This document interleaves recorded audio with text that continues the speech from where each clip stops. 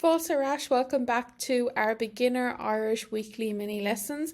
And this week we're doing a great one, I believe, for beginners because it does go through some really important pronunciation, but it's a very quick, easy phrase that you're going to be able to use every single day, maybe even in every single conversation. So we're going to look at how to say that's it in Irish or in Gaelic or Oscailge in Irish. So Aralyn, on we go. So if somebody says something you're like, that's it, that's right. In Ireland, we often say that's right or that's it. Shin A means that's it. Shin A.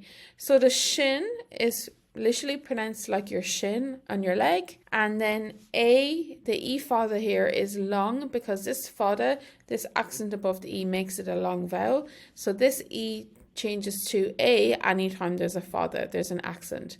So you have shin A. Now this is another great example because a lot of our S's in the Irish language, you'll notice that the S takes an SH sound at the beginning. So this looks like the word sin in English, but in Irish that first S gets an SH sound often, so it's shin.